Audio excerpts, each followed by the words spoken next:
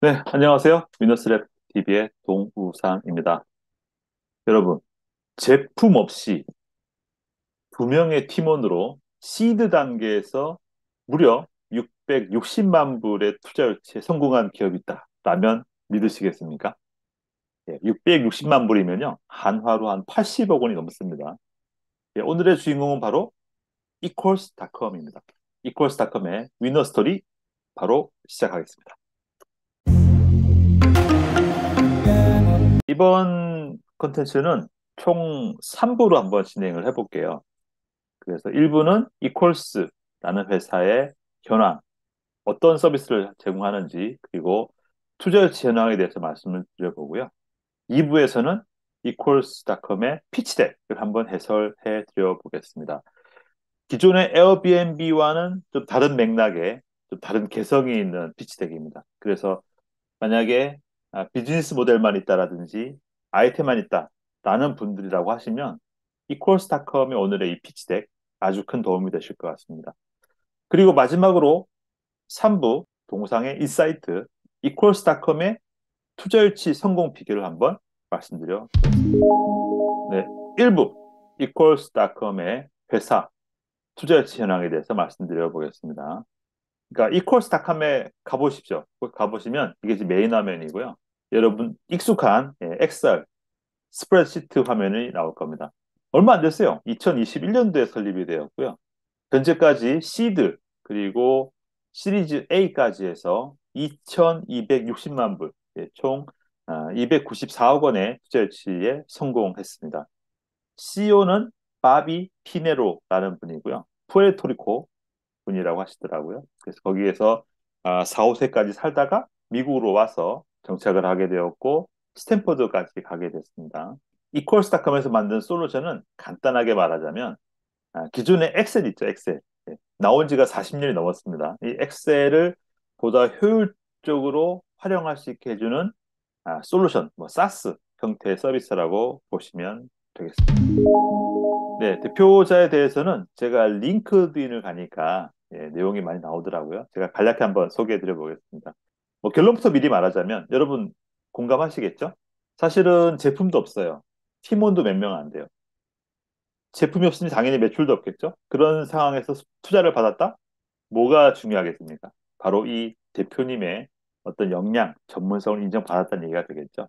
네, 그런 면에서 한번 봐주시면 좋겠습니다. 일단 이분은 지금 자기 스스로 소개한 내용인데요.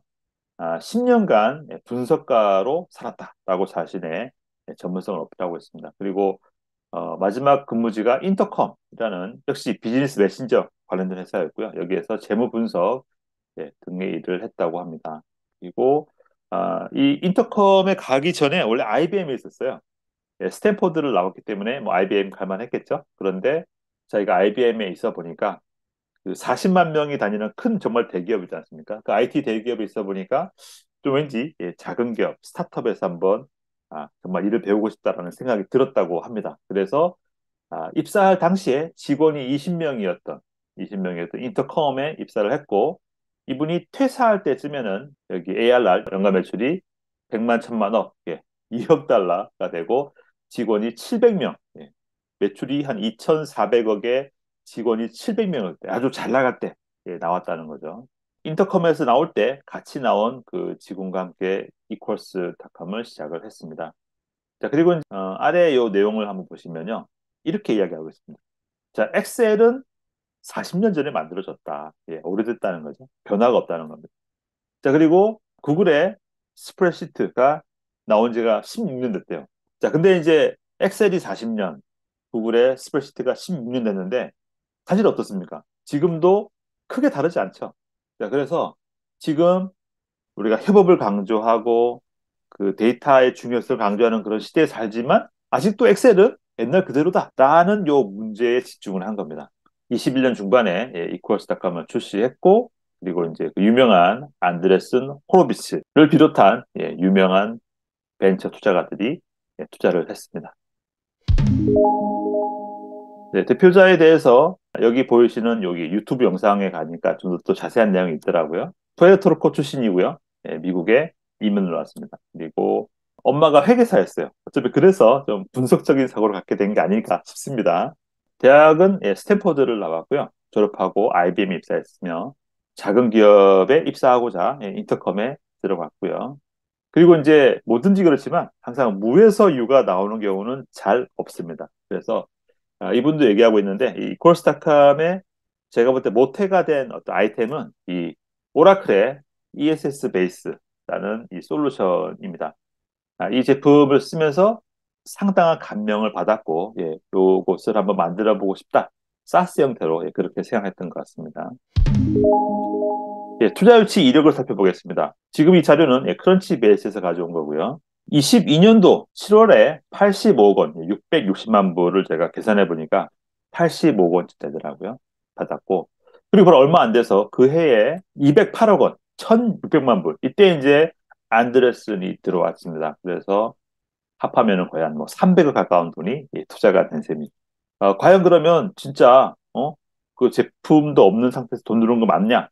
맞습니다. 왜냐하면 그 얘기를 이 대표자가 바비가 스스로 자기 블로그에서 밝혔기 때문이죠. 네, 투자자는 먼저 처음에 시드 단계에서는 리드 인베스터를 크래프트 벤처스에서 했습니다. 그리고 두 번째 시리즈 A 들어올 때는 안드레슨이 들어왔고요. 역시 크래프트가 두 번째도 들어왔습니다. 네, 투자 유치의 의미를 한번 살펴볼게요. 오늘 이 자료를 만들게 된 계기는 이 바비 피네로가 직접 자신의 블로그에서 이런 사실을 밝혔습니다. 여기 요 주소 가시면 될 거고요. 제가 이 영상 댓글에 저 링크를 넣겠습니다. 그래서 가서 한번 직접 보시기 바랍니다. 그래서 자기 스스로 어떤 얘기를 하냐면은 제품이 아직 없었다. 워킹이 되는 제품이 없었지만 명확한 문제인식이 있었고 거기에 대한 아이디어가 있었고 전문성 있는 팀이 있었다. 그래서 투자를 받을 수 있었다라는 말을 하고 있는 거죠. 그러니 이것과 비슷한 이제 상태에 있는 분들이라고 하시면 한 번쯤 꼭 가보실 만한 기업이 아닌가 생각됩니다. 네, 이렇게 1부 간단히 맞춰보고요. 다음 2부에서 피치덱 해설 드려보겠습니다.